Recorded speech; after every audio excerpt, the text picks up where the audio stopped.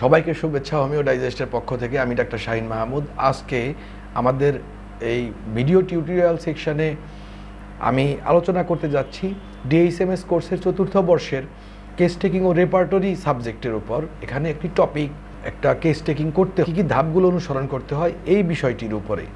এই টিউটোরিয়ালগুলোর প্রসঙ্গে প্রথমেই বলা দরকার ছিল, তবে আজকে আমি বলে নিচ্ছি। বর্তমানে যে আলোচনাগুলো চলছে এটি হচ্ছে যে হোমিওপ্যাথিক দৃষ্টিকোণ থেকে রোগী পরীক্ষণ এই বিষয়ের উপরে। যেহেতু এটি একটি বিস্তৃত বিষয়, বহু বিষয়ের আলোচনা এখানে আসবে, এই কারণে বেশ কিছু টপিকে এবং প্রশ্নে ভাগ করে আমি আলোচনাটি করছি যাতে শিক্ষার্থীদের সুবিধা হয়। আমাদের যে সিলেবাস আছে সেখানে প্রথম বিষয়টি হচ্ছে হোমিওপ্যাথিক দৃষ্টিকোণ থেকে রোগী পরীক্ষণ। তো রোগী পরীক্ষণ কি, কিভাবে করতে হয়, কি কি বিষয়কে গুরুত্ব দিতে হয়, অ্যাকিউট রোগের রোগী পরীক্ষণ, ক্রনিক রোগের রোগী পরীক্ষণ, রোগীলিপি তৈরি করা, রোগীলিপি কাকে বলে, বহু ধরনের প্রশ্নই কিন্তু এই বিষয়ের উপর আসতে পারে। তো আজকে আমরা তারই ধারাবাহিকতায় আলোচনা করব যে রোগীলিপি কী কী ধাপে করতে হয়। আসলে কিন্তু এটাও বিভিন্ন প্রশ্নের আকারে আসতে পারে। রোগীলিপি কিভাবে প্রস্তুত করা হয়, বা পূর্ণাঙ্গ রোগীলিপি প্রস্তুত প্রণালীর ধাপগুলো বর্ণনা করো, বা একটি আদর্শ রোগীলিপির কী কী বৈশিষ্ট্য বা উপাদান থাকা উচিত, ব্যক্তিগতভাবে রোগী পরীক্ষায় হানিম্যানের নির্দেশাবলী কী কী, কিংবা থাকতে পারে রোগী পরীক্ষা ও উত্তম ব্যবস্থাপত্র নির্ধারণের জন্য কী কী পদ্ধতি অবলম্বন করবে, কিংবা হোমিওপ্যাথিক দৃষ্টিতে রোগী পর্যবেক্ষণ ও পরীক্ষার পদ্ধতি কী কী, আদর্শ রোগীলিপির বৈশিষ্ট্য কী, আদর্শ রোগীলিপিতে কী কী উপাদান থাকা দরকার বা কী কী ধাপ থাকা দরকার, একটি আদর্শ রোগীলিপি প্রস্তুতকরণে কী কী সতর্কতা অবলম্বন করতে হবে, এভাবেও থাকতে পারে। কিংবা থাকতে পারে একটি রোগীলিপি প্রস্তুতকরণে ধারাবাহিকভাবে যে ধাপগুলো অতিক্রম করতে হয় তা বর্ণনা করো। বিভিন্ন প্রশ্ন থাকতে পারে। এবং আমি আজকে যে আলোচনাটা করব এর মধ্যে আমাদের ডিএইচএমএস কোর্সের কিছু বিশেষ প্রশ্ন, যে রোগীলিপিকরণে চিকিৎসকের প্রথম কর্তব্য কী, রোগীলিপিকরণে চিকিৎসকের দ্বিতীয় কর্তব্য কী, তৃতীয় কর্তব্য কী, এই প্রশ্নগুলোর উত্তরও কিন্তু এতেই থাকবে। আসলে তো আমাদের একটা দুর্ভাগ্য যে এখনও গাইডের উপর নির্ভর করে পড়াশোনা করতে হচ্ছে আমাদের ডিএইচএমএস কোর্সের স্টুডেন্টদের। মেডিকেলের পড়াশোনাটি হচ্ছে এরকম যে আপনার কোনো সীমাবদ্ধ বই থাকবে না, আপনার প্রচুর পরিমাণ টেক্সট বুক থাকবে, তার থেকে আপনি আপনার পড়াটি তৈরি করবেন। সেখানে আপনি বিভিন্ন জায়গার বিভিন্ন সোর্সের হেল্প নিতে পারেন, বিভিন্ন আর্টিকেল, ভিডিও, ইউটিউবের আলোচনা, এগুলোর হেল্প নিতে পারেন। তার থেকে আপনার নোটটি আপনি তৈরি করবেন। বিভিন্ন হায়ার এডুকেশনে যে নোটের কথা বলা হয়, সবাই নোট তৈরি করে, এটার কারণটি হচ্ছে এরকম। এটা এখানে গাইড নির্ভর হওয়ার কথা ছিল না, কিন্তু এটা এখনও আমাদের ডিএইচএমএস কোর্সের দুর্ভাগ্য এবং আমাদের মান উন্নয়নের প্রতিবন্ধক বলে আমি মনে করি যে এই গাইডের উপরই আমাদের নির্ভর করতে হয়। যাই হোক, সেখানে আজকে আমরা এই ব্যতিক্রম ধারাটি উপস্থাপন করতে যাচ্ছি যেন আপনারা নিজেরা নোট প্রস্তুত করতে পারেন। প্রশ্নগুলো উল্লেখ করলাম এবং এখানে আরও বহু রকমের প্রশ্ন আসতে পারে। এই ব্যাপারে হয়তো আমি ভিন্ন কোনো এপিসোডে আরও নির্দেশনামূলক আলোচনা করব। তো আমি আপাতত এই প্রশ্নটির উত্তরে চলে যাচ্ছি যে রোগীলিপিকরণে কী কী ধাপ অবলম্বন করতে হয় বা কিভাবে কোন কোন ধাপ নিয়ে রোগীলিপি প্রস্তুত করা হয়, এ ব্যাপারে ডাক্তার হানিম্যানের নির্দেশনা কী। রোগীলিপি আপনারা যদি তাত্ত্বিকভাবে শুধুমাত্র আয়ত্ত করতে যান তাহলে আপনার শিক্ষা জীবনের গুরুত্বপূর্ণ শিক্ষাটি আপনি হারালেন। রোগীলিপি একটি সম্পূর্ণ প্র্যাকটিক্যাল ব্যাপার। মানুষ নিয়ে, মানুষের সাথে আপনাকে এই কাজটি করতে হবে এবং সেই মানুষটি রোগাক্রান্ত, রোগী, বিভিন্ন মন মেজাজ, বুদ্ধিবৃত্তি, বিভিন্ন মানসিকতা, খোলা মনের, সন্দেহপ্রবণ, চাপা ধরনের বহু প্রকারের মানুষ আপনার সামনে আসবে এবং তার কেস টেকিং আপনাকে করতে হবে। তো কাজেই আমার আলোচনাটিও হবে প্র্যাকটিক্যাল এবং আমার ব্যক্তিগত অভিজ্ঞতার ভিত্তিতেই আমি আলোচনাটি করব, যদিও তা আপনার সিলেবাসের জন্য যথেষ্ট থাকবে। শিক্ষার্থী বন্ধুরা, প্রথমেই মনে রাখবেন যে এই মানুষটির সাথে একটা সংযোগ স্থাপন শুরুতেই আপনাকে করতে হবে। ডাক্তার হানিম্যান কিন্তু ওই সময় তার রোগীদেরকে চিনতেন, গরিব রোগীদেরকে বিনামূল্যে চিকিৎসা দিতেন। তাদের সম্বন্ধে প্রাথমিক ধারণাটুকু যদি না আসে তাহলে বহু প্রতিবন্ধকতার সৃষ্টি হবে। সেই রোগীটির সামাজিক অবস্থা কি, তিনি কোন পেশায় আছেন, তার রুচি, তার কথা বলার ধরন এবং তার উল্লেখযোগ্য বিষয়গুলো, মানুষের সাথে যোগাযোগের ক্ষেত্রে তিনি কি ভয় পান, তিনি কি খুব ওপেন মাইন্ডেড, খুব চাপা স্বভাবের, কথা কম বলছেন, এগুলো আপনাকে শুরুতে একটু লক্ষ্য করতে হবে। কেন লক্ষ্য করতে হবে? তার ভালো মন্দ জিজ্ঞাসা। অনেক সময় অনেক রোগী আছে, যদি আপনি শুরুতেই তাকে বলেন কেমন আছেন, আপনার কি অবস্থা, ছেলে মেয়ে কয়জন, অনেকেই আছে এটা নেতিবাচকভাবে দেখবে। রোগী টু রোগী ভ্যারি করে। তারা মনে করবে যে ডাক্তারের এগুলো দিয়ে কি প্রয়োজন। আবার অনেক রোগী আছে যদি আপনি এই প্রাথমিক কাজটুকু না করেন তাহলেই সে মন খারাপ করবে যে আমি শুধু গিয়েছি, আমাকে শুধু একটি প্রেসক্রিপশন করে ধরিয়ে দিয়েছে, সে আমার সামান্যতম সৌজন্যতা বোধটিও করেনি। মূলত স্বাভাবিক ভদ্রতা সৌজন্য বোধটি চিকিৎসকের থাকতেই হবে। এটা করতে হবে আরেকটি বিশেষ কারণে, তা হচ্ছে আপনার লক্ষ্য হোমিওপ্যাথিক চিকিৎসায় রোগীকে বুঝতে পারা। কেস টেকিংয়ের একটি গুরুত্বপূর্ণ কাজ হচ্ছে রোগীকে বুঝতে পারা। এর জন্য রোগীর সাথে র্যাপোর্ট গঠন করতে হয়। র্যাপোর্ট মানে হচ্ছে রোগীর সাথে একটি ঘনিষ্ঠতা তৈরি করতে হয়, যেন রোগী আপনাকে তার কথা বলতে দ্বিধাগ্রস্ত না হয়, আপনাকে যেন মানুষ মনে করে, আপনাকে যেন মনে করে যে আপনি তার ব্যাপারে আগ্রহী। এটাকে কিন্তু আন্তরিক সম্পর্ক বা ঘনিষ্ঠ সম্পর্ক বলতে পারেন, কিন্তু বেশিরভাগ সময় চেষ্টা করবেন তা যেন ব্যক্তিগত সম্পর্কে পরিণত হয়ে না দাঁড়ায়। রোগীদের সাথে ব্যক্তিগত সম্পর্কের প্রয়োজন খুব একটা চিকিৎসকের পড়ে না, কিন্তু আন্তরিকতার প্রয়োজন পৃথিবীর সমস্ত কাজে সমস্ত মানুষের সাথে প্রয়োজন পড়ে। প্রথমে রোগীর ভালো মন্দ, তিনি কেমন আছেন, তিনি যদি কষ্টে থাকেন, যদি তাকে আন্তরিকভাবে আপনি সান্ত্বনা প্রদান করতে পারেন, দ্যাটস ওকে, এটা খুবই ভালো। তাকে সাময়িক সান্ত্বনা প্রদান করবেন এবং তারপর তার তথ্যগুলো, বিশেষ করে কিছু প্রাথমিক তথ্য আছে, সেগুলো লিপিবদ্ধ করা শুরু করবেন। আপনার রোগীর নাম, বয়স, পেশা, বৈবাহিক অবস্থা, ঠিকানা, মোবাইল নাম্বার, ছেলে মেয়ের সংখ্যা। মহিলা রোগী হলে বিশেষ করে খুব বেশি গুরুত্বপূর্ণ থাকে তার সন্তানদের বয়সগুলো, কারণ বিভিন্ন সময় বাচ্চা প্রসবের পর সময় বা তার আগে পরে বিভিন্ন রকমের সমস্যাও উঠে আসতে দেখা যায়। আমার জীবনে বহু রোগী পেয়েছি যাদের সমস্যা বিয়ের পর থেকে শুরু। এই কয়েকদিন আগেই শুনলাম একজন পেশেন্ট 1 বছর যাবৎ বিয়ে হয়েছে, তারপর থেকে হিস্টেরিয়া শুরু হয়েছে, এবং 3টি প্রশ্ন করার পরেই কিন্তু কারণটি বুঝতে পারলাম যে কেন তার হিস্টেরিয়াটা হয়েছে। তো যাই হোক, এগুলো অনেক সময় আপনাকে পথ দেখাবে, এই সিম্পল ছোট ছোট তথ্যগুলা। পেশা অত্যন্ত গুরুত্বপূর্ণ বিষয়, কারণ পেশার উপর কিন্তু রোগও নির্ভর করে।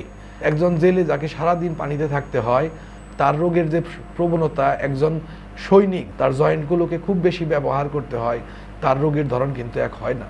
এবং সারাদিন যাকে স্ট্রেসে থাকতে হয়, সারাদিন যাকে বসে বসে কাজ করতে হয়, কম্পিউটারের সামনে রেডিয়েশন হ্যাজার্ডে পড়তে হয়, তার পেশা আর সারাদিন যাকে মার্কেটিং করতে হয় সেই পেশার লোকের রোগ কিন্তু এক হয় না।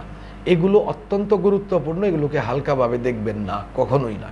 রোগীর এই তথ্যগুলো আপনি শুরুতে নিয়ে নেবেন, এবং এই যে রোগীকে আপনি সান্ত্বনা প্রদান করে তার প্রাথমিক তথ্যগুলো লিপিবদ্ধ করলেন, এটাই হচ্ছে চিকিৎসকের প্রথম কর্তব্য। এরপর রোগীর সত্যিকারের পর্যবেক্ষণ। আসলে কিন্তু কিছু পর্যবেক্ষণ আপনি প্রথম ধাপেই করেছেন। যারা রেগুলার চিকিৎসা করেন তারা কিন্তু রোগী ওই ক্লিনিকে ঢোকার সাথে সাথে তাদের আচরণ কি, তারা কি অস্থির নাকি খুব ধীরে স্থিরে নড়াচড়া করেন, তারা আপনার অ্যাসিস্ট্যান্টের সাথে কি ধরনের আচরণ করছেন, তিনি কি সৌজন্যতা রক্ষা করেন নাকি অসামাজিক, কতটুকু সময় তিনি অপেক্ষা করলেন, অপেক্ষা করার সময়টিতে তিনি কি করলেন, এই সমস্ত কিছু কিন্তু আপনার কেস টেকিংয়ের অন্তর্ভুক্ত। কাজেই কিছু জিনিস কিন্তু আপনি সেখান থেকেই তথ্যগুলো পেয়ে যাবেন, বিশেষ করে রোগীর প্রকৃতির ব্যাপারে প্রাথমিক তথ্যগুলো। এরপর দ্বিতীয় ধাপে গিয়ে সরাসরি রোগীর পর্যবেক্ষণ এবং পরীক্ষা করতে হয়। আর এই সময় ডক্টর হানিম্যান বলেছেন যে 3 ধরনের ব্যক্তির মাধ্যমে আপনি কিন্তু সামগ্রিক অবস্থার পরিচয়টি পাবেন। একটা হচ্ছে রোগী তখন নিজে আপনাকে বিবরণ দেবে, এবং তারপর রোগীর আত্মীয় স্বজন আপনাকে বলবে আশেপাশে যদি থাকে। বেশিরভাগ সময় আমি মনে করি যে অবশ্যই প্রত্যেকটি চিকিৎসক যদি আপনার কাছে অ্যাপয়েন্টমেন্ট নিয়ে রোগী আসে, তবে অবশ্যই বলে দিবেন এই কথাটি যে আপনার সম্বন্ধে ভালো বলতে পারে, আপনাকে ভালো চেনে এরকম কাউকে সাথে আনার জন্য। কেন? কারণ হচ্ছে কিছু ব্যাপার আছে যেগুলো রোগী নিজে বলতে পারে, কিছু ব্যাপার আছে কোনোভাবেই রোগীর পক্ষে বলা সম্ভব নয় নিজের সম্বন্ধে, বিশেষ করে তার মানসিক প্রকৃতি। শিক্ষার্থী বন্ধুরা মনে রাখবেন, ট্রিটমেন্ট যখন করতে আসবে তখন অলমোস্ট প্রত্যেকটি রোগী নিজের চিত্রটি আপনার সামনে একজন সেন্ট হিসেবে তুলে ধরবে, একদম বড় ধরনের পবিত্র ব্যক্তি, কোনো পাপ করেনি, সে কোনোদিন কোনো ভুলও করেনি, এরকমভাবেই তুলে ধরার চেষ্টা করবে। খুব উচ্চ ধরনের, তার সমস্ত কাজের পিছনে অত্যন্ত উচ্চ মাত্রার লজিক থাকে। রোগীরা যখন তাদের বর্ণনাগুলো দেয়, বিশেষ করে তাদের সম্বন্ধে যখন জিজ্ঞাসা করা হয়, সে তখন বলবে না যে আমি অন্যের সাথে সবসময় ঝগড়া করে বেলাই, সে বলবে আমি আসলে অন্যায় সহ্য করতে পারি না। যদি জিজ্ঞাসা করেন কার ব্যাপারে অন্যায়, অন্যের ব্যাপারে না নিজের, তখন বলবে যে আমার প্রতি যদি কেউ অন্যায় করে তখন অন্যের ব্যাপারে অন্যায় করলে আমি ওখান থেকে কেটে পড়ি, অযথা কেন গণ্ডগোল করতে যাব। এবার ব্যাখ্যা করুন যে অন্যায় সহ্য করতে পারে না, সে অন্যের অন্যায় সহ্য করে কিন্তু নিজের প্রতি করলে সহ্য করতে পারে না, এর মানেটা কি? যাই হোক, আমি একটু উদাহরণ দেওয়ার জন্য বললাম। মোদ্দা কথাটি হচ্ছে, আপনি রোগী যখন তার নিজের সম্বন্ধে বর্ণনা করবে, নিজের মানসিক বৈশিষ্ট্য বা প্রকৃতি সেগুলো কিন্তু সবসময় নির্ভরযোগ্য থাকবে না। এ কারণে রোগীর আত্মীয় স্বজন, আর শিশুদের ক্ষেত্রে তো বলার অপেক্ষাই রাখে না যে সেখানে আত্মীয় স্বজন লাগবে, বাবা মা লাগবে, অভিভাবক লাগবেই। তো যাই হোক, এই রোগীর নিজের বিবরণ, রোগীর আত্মীয় স্বজন এবং পরিচর্যাকারী যদি থাকে তাদের মাধ্যমে আপনি তথ্যগুলো জানবেন। এবং তৃতীয়ত, চিকিৎসক স্বয়ং, অর্থাৎ আপনি স্বয়ং এই তথ্যগুলো তার রোগীর কাছ থেকে সংগ্রহ করবেন। এবং এই তিনটি পর্যায়ের লক্ষণকে একত্রিত করেই কিন্তু আপনার কেস টেকিংটি দাঁড়াবে। প্রথম রোগী যেটি বলবে সেটি হচ্ছে সাবজেক্টিভ সিমটমস, এবং আপনি যা দেখবেন এবং অ্যাটেন্ডেন্ট বা পরিচর্যাকারী বা আত্মীয় স্বজন বা অভিভাবক যা দেখবে সেটা হচ্ছে অবজেক্টিভ সিমটমস। এই সাবজেক্টিভ এবং অবজেক্টিভ এই দুটো মিলেই কিন্তু আপনার পুরো কেস টেকিংটি দাঁড়াবে। মূলত লক্ষণকে এই দুই ভাগেই ভাগ করা হয়। সমগ্র লক্ষণকে আপনি এর কোনো না কোনোটিতে ফেলতে পারবেন। অনেক সময় মিশ্রিত অবস্থা তৈরি হয়, অনেক সময় দেখা যায় কোনোটি সাবজেক্টিভ বা অবজেক্টিভ দুটোই হয়, অনেক সময় একসাথে দুইটি বৈশিষ্ট্যই ধারণ করে, কিন্তু সেগুলো কম, সংখ্যায় কম। তবে মাথায় রাখতে হবে এরকম হতে পারে। মোদ্দা কথাটি হচ্ছে, এই তথ্যগুলো দিয়ে আপনার কেসটি দাঁড়াবে। স্বচ্ছভাবে ডাক্তার হানিম্যান এই তিন ধরনের তথ্য প্রাপ্তির উৎস কিন্তু বলে যাচ্ছেন আপনার কেস টেকিংয়ের জন্য। রোগী নিজে, তার আত্মীয় স্বজন, অভিভাবক, পরিচর্যাকারী এবং তৃতীয়ত স্বয়ং চিকিৎসক নিজে। এরপর তৃতীয় ধাপে চিকিৎসক প্রথমে রোগীর বিভিন্ন কথা বর্ণনা করতে বলবেন। এই তথ্যগুলো নেওয়ার সময় তার নিজের সম্বন্ধে, তার চিফ কমপ্লেইন, তার অন্যান্য আনুষঙ্গিক কমপ্লেইন, অর্থাৎ রোগীর যা বলার আছে সব বলতে বলবেন, কিন্তু সতর্ক করে দেবেন যে তিনি যেন একটু ধীরে ধীরে বলেন। এটা হচ্ছে কেস টেকিং করার প্রক্রিয়া, পদ্ধতি। ধাপের সাথে আপনাকে এটাও জানতে হবে যে ডাক্তার হানিম্যান কিভাবে কেসটি নিতে বলেছেন। তিনি অত্যন্ত সতর্ক ব্যক্তি ছিলেন এবং সূক্ষ্ম ব্যাপারেও কিন্তু তিনি লক্ষ্য রাখতেন এবং সেই ডিরেকশনটি তিনি দিয়ে যেতেন। অর্গাননে ডাক্তার হানিম্যান বলছেন যে রোগীকে যেন শুরুতেই বলে দেওয়া হয় আপনি ধীরে ধীরে বলুন, কারণ আপনার কথার সাথে সাথে আমি লিখব। মুদ্রা কথাটি হচ্ছে, রোগীর মতো রোগী বলবে, আপনি তাকে থামাতে পারবেন না, কারণ থামালে সে হয়তো ভুলে যাবে, তার কথাটি হয়তো মনে থাকবে না, কিংবা বর্ণনাটি নষ্ট হয়ে যাবে, কিংবা আন্তরিকতা সহ তিনি যে কথাটি বলছিলেন সেই তথ্যগুলো উঠে আসবে না। এই কারণে শুরুতেই বলে দিতে হবে যে আপনি ধীরে ধীরে বলুন, আমি আপনার কথা লিখছি, আপনি থামাবেন না। ধীর, শান্ত এবং সঠিকভাবে যেন আপনি লিখতে পারেন, এই ব্যাপারটি আপনাকে লক্ষ্য রাখতে হবে।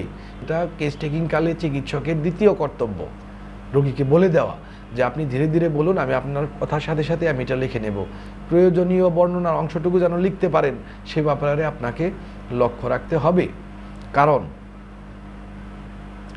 যদি কোনো কারণে আপনি রোগীকে থামালেন না, আপনি ধীর স্থির শান্তভাবে সহজভাবেও লিখতে পারলেন না, তাহলে কিন্তু পুরো কেসটি নষ্ট হয়ে যাবে। একটা দুটো লক্ষণ, বিশেষ করে গুরুত্বপূর্ণ কিছু ব্যাপার থাকে যে কেসের গ্র্যাভিটি যেখানে থাকে, এন্ট্রি পয়েন্ট যেখানে থাকে, সেখানে একটি দুটি লক্ষণ পুরো কেসকে বরবাদ করে দেওয়ার জন্য যথেষ্ট।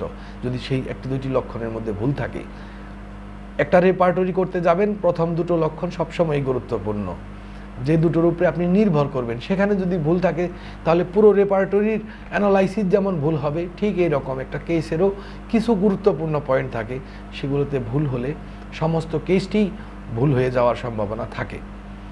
এর পরবর্তী ধাপে কি করতে হবে, এই যে চিকিৎসক যে তিনজনের কাছ থেকে শুনছেন, রোগীর নিজের বিবরণ শুনছেন, সেটার ব্যাপারে ডাক্তার হানিম্যান এটা বললেন। এবার হচ্ছে রোগীর আত্মীয় স্বজনের কাছ থেকে কিভাবে শুনবেন আপনি। রোগীর আত্মীয় স্বজনের কাছ থেকে সবসময় যারা তার কাছে থাকেন, তারা রোগীর মুখে কি কি শুনেছেন, রোগীকে কি কি করতে দেখেছেন, বা রোগীর আচার আচরণ সম্বন্ধে তাদের মন্তব্য কি, তাদের মনোভাব কি, এই সমস্ত কিছু চিকিৎসক জেনে নেবেন। তার আত্মীয় স্বজন, বন্ধু বান্ধব, সেবা শুশ্রূষা যারা করেন, তারা কিন্তু বিভিন্ন তথ্য দিতে পারবেন যা রোগীর পক্ষে বা অনেক সময় যারা সেবা শুশ্রূষা করেন তাদের পক্ষে এমন কিছু তথ্য দেওয়া সম্ভব যেগুলো বাবা মাও দিতে পারবে না। অনেক সময় বন্ধু বান্ধব তার বন্ধু সম্বন্ধে এমন তথ্য দিতে পারে যা তার বাবা মাও বলতে পারবে না। কাজেই প্রত্যেকটি তথ্য প্রত্যেকেই আমাদের জন্য রোগীর আশেপাশে যারা থাকে, যারা তার সম্বন্ধে ভালো বলতে পারে। যেমন একজন মাদকাসক্ত রোগীর সবচাইতে গুরুত্বপূর্ণ তথ্যদাতা হচ্ছে তার বন্ধু, যদি সে আন্তরিক কোনো বন্ধু তার থাকে। এই রকম কেস টু কেসও ভ্যারি করতে পারে। একটা শিশুর জন্য আমি দুই ধরনেরই দেখেছি, কোনো সময় মা খুব ভালো রিপোর্টিং করে, কোনো সময় বাবা খুব ভালো রিপোর্টিং করে। এ কারণে আগেই বলে দিতে হয় কেসে রোগী নিয়ে আসার সময়ই যে বাচ্চাটি সম্বন্ধে যে সবচাইতে ভালো বলতে পারে সবসময় মা বলে দিলে হয় না। ঠিক এইরকম কেস টু কেস ভ্যারি করতে পারে যে কোন রোগীর জন্য কোন লোকটি সবচাইতে উপযুক্ত হবে। তারা যদি অবান্তর বা অবাস্তব কিছু না বলে তাহলে বাধা দিবেন না, তাদের কথাতেও না। এটাও আপনার মনে রাখতে হবে, রোগীর কথার মতোই তাদের কথাকেও কিন্তু সমান গুরুত্ব দিয়েই আপনার শুনতে হবে। চিকিৎসক নীরব থেকে শুধু লিখে যাবেন, শুনে যাবেন, এবং তাদেরকেও রোগীর মতো তাদেরকেও বাধা দেওয়া যাবে না। এভাবে আপনি রোগীর কাছ থেকে, রোগীর আত্মীয় স্বজন বা অভিভাবক বা বন্ধু বান্ধব বা পরিচর্যাকারী এদের কাছ থেকে আপনি তথ্যগুলো নিতে পারেন। তো শিক্ষার্থী বন্ধুরা, আপনারা বুঝতে পারছেন যে এটি খুব প্র্যাকটিক্যাল একটি বিষয় নিয়ে কথা বলতে যাচ্ছি। আমি নিজেও ডিএইচএমএস থেকে এসেছি, ডিএইচএমএসে পড়াশোনা করে এসেছি। আমি লক্ষ্য করেই দেখেছি যে প্রবণতাটি থাকে মুখস্থ করে পরীক্ষার খাতায় লেখা, কিন্তু এই ধারাটি পাল্টাতে হবে। আপনাকে ভালো চিকিৎসক হতে চাইলে যে লেখাগুলো আসলে আমাদের বইগুলোতে থাকে তা কিন্তু অত্যন্ত গুরুত্বপূর্ণ এবং খুব বাস্তব অনুশীলনের জন্য লেখা। এই বিষয়গুলো এগুলোকে আসলে উপলব্ধি করার বিষয়। আর এ কারণেই আমি আমার ব্যক্তিগত অভিজ্ঞতা পরিপ্রেক্ষিতে সেগুলো উল্লেখ করে আপনাদের সামনে কিন্তু ওই পরীক্ষার খাতায় যেগুলো লিখতে হবে সেই বিষয়গুলোই উপস্থাপন করছি। তো আমি সংক্ষিপ্ত করতে চাচ্ছি না, কারণ আমি চাচ্ছি আপনারা জানুন, যেন আপনারা বহু কিছু শোনার পর তার থেকে অন্তত পক্ষে পরীক্ষার খাতার জন্য প্রয়োজনীয় বিষয়টুকু যেন লিখতে পারেন। তো এই বিষয়টি আমি এখন আপনাদের সামনে উপস্থিত করেছি। আজকে যতটুকু করলাম এইটুকুকে আপনারা প্র্যাকটিস করুন। এখন আপনারা চিন্তা করুন, আপনারা ভাবুন, প্রশ্ন থাকলে আমাকে করুন, সেই বিষয়ে প্রয়োজনে আরও কথা বলবো। তো বাদবাকি অংশটুকু আমি আলোচনা করব পরবর্তী ভিডিওতে। এটা বলতে গেলে বলতে হয় যে সত্যিকারভাবে এটা হচ্ছে ডাক্তার হানিম্যানের দেওয়া কেস টেকিংয়ের মৌলিক ধাপ। তো কাজেই আপনাকে এগুলো বুঝতেও হবে বলতে গেলে খুব মৌলিকভাবেই, আপনার একদম খুব গূঢ়ভাবে সারা সমগ্র জীবনের জন্য এই বিষয়গুলোকে আয়ত্ত করে নিতে হবে। আপনি কি এগুলো প্রতি বছর পড়বেন, কিংবা প্রত্যেকটি রোগী দেখার সময় কি আপনি বই খুলে খুলে গাইড খুলে খুলে দেখে নেবেন যে আপনাকে কি করতে হবে, নির্দেশনাটি কী বা কোন বিষয়টিতে কেন গুরুত্ব দিতে হবে? না, তা করবেন না। আপনারা এখনই এই ভিডিও দেখার সময় এটি বুঝে নিন এবং প্রয়োজনে আবারও এই ভিডিও রিপিট করে দেখে নিন, যেন এই বিষয়গুলো আপনাদের মধ্যে আত্মস্থ হয়ে যায়। তো আগামী ভিডিওতে আবার আপনাদের সাথে দেখা হবে, আবার আপনাদের সাথে কথা হবে। ততক্ষণ পর্যন্ত সবাই সুস্থ থাকুন, ভালো থাকুন, এই প্রত্যাশা রেখে আজকের মতো এখানেই শেষ করছি। ধন্যবাদ।